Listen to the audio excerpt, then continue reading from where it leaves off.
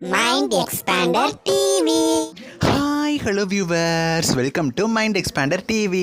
Sun TV serial heroine ரொம்பவுமே ஒரு ஹாப்பியான நியூஸ் கொடுத்துருக்காங்க. இந்த நியூஸ் கேட்கறதுக்கு ரொம்பவுமே ஹாப்பியாக தான் இருந்துச்சு. பட் இதனால் அவங்க சீரியல்லேருந்து விலகிடுவாங்களோ அப்படின்னு சொல்லி ரொம்பவுமே ஒரு வருத்தமான செய்தியும் இருக்குது. சரி, அந்த ஹீரோயின் யார், அவங்க எந்த சீரியல்லேருந்து விலகிடுவாங்க அப்படிங்கிறத பற்றி ஃபுல் டீட்டெயில்ஸ் இந்த வீடியோவில் நான் கூட ஷேர் பண்ணுறேன். ஸோ இந்த வீடியோவை ஸ்கிப் பண்ணாமல் ஃபுல்லாக பாருங்கள். இப்போ வாங்க வீடியோக்குள்ளே போகலாம். சன் டிவியில் நான் பிரைம் டைம் எடுத்துக்கிட்டால் எல்லார் மனசுலையும் பெரிய இடத்த பிடிச்சி வேறு ஏதாவது ஒரு நல்ல டைம் ஸ்லாட் கொடுங்க, இந்த டைம் ஸ்லாட் இந்த சீரியலுக்கு செட் ஆகலை, ஸ்டோரி சூப்பராக இருக்குது அப்படின்னு சொல்கிற அளவுக்கு எல்லார் மனசுலையும் ஒரு பெரிய இடம் பிடிச்ச ஒன் ஆஃப் த சீரியலாக இருக்கிறது மணமகளை வா தான். இந்த சீரியல் பார்த்திங்கன்னா ஆல்ரெடி விசாகா ப்ரொடக்ஷன்ஸ் எடுக்கிறாங்கன்னு சொல்லி அவங்க எல்லாருக்கும் தெரியும். இதுக்கு முன்னாடி அவங்க ப்ரொடியூஸ் பண்ண பாண்டவர்லம் சீரியலும் இதே மாதிரி தான் ரொம்பவுமே சூப்பரான ஸ்டோரி ட்ராக்கோட மூவ் ஆகிட்டு இருக்கு. இந்த சீரியலில் பார்த்திங்கன்னா ஆக்ட்ரஸ் அனு விக்னேஷ் ரோஹிணி அப்படிங்கிற கேரக்டர் பண்ணிட்டு இருக்காங்க. இவங்களை பற்றி சொல்லணும் அப்படின்னா இதுக்கு முன்னாடி பாண்டவர்லம் சீரியல்லையும் இவங்க முக்கியமான கேரக்டர் பண்ணியிருந்தாங்க. அதுக்கப்புறமா சுந்தரி சீரியல்லையும் one of the guest role மாதிரி நம்ம வெற்றிக்கு ஒய்ஃபாக வந்து கொஞ்ச நாள் வந்திருந்தாங்க. அப்புறம் அவங்களோட கேரக்டரை பார்த்திங்கன்னா முடிக்கிற மாதிரி சீரியலில் காமிச்சிட்டாங்க. ஆக்சுவலாக அவங்க பாண்டவர்லம் சீரியலில் நடிச்சிட்டு இருக்கும்போது தான் பார்த்திங்கன்னா அவங்களுக்கு மேரேஜும் ஆச்சு. அதுக்கப்புறமா ப்ரெக்னன்சியுமே பார்த்திங்கன்னா அவங்களுமே அனௌன்ஸ் பண்ணியிருந்தாங்க.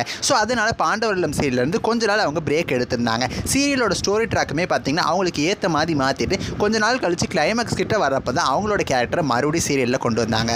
பட் இப்போ அகைன் பார்த்திங்கன்னா அவங்க ஒரு ஹாப்பி நியூஸை வந்து அனௌன்ஸ் பண்ணியிருக்காங்க. அவங்க என்ன ஷேர் பண்ணியிருக்காங்க அப்படின்னு பார்த்தீங்கன்னா ரொம்பவுமே ஹாப்பியாக டிலைட்டாக அவங்ககிட்ட ஒரு விஷயத்தை வந்து ஷேர் பண்ணணும் அப்படின்னு நினைக்கிறேன். இந்த ஸ்பெஷலான நாளில் எங்களோட ஃபேமிலி பார்த்திங்கன்னா க்ரோ ஆகிக்கிட்டே இருக்குது. எங்கள் ஹார்ட் பார்த்திங்கன்னா ரொம்பவுமே சந்தோஷத்தில் இருக்குது. எங்களோட செகண்ட் பேபி கூடிய சீக்கிரம் வரப்போகுது. எங்களால் அதுக்காக வெயிட் பண்ண முடியல அப்படிங்கிற மாதிரி ரொம்பவுமே ஹாப்பியாக வந்து மென்ஷன் பண்ணியிருக்காங்க.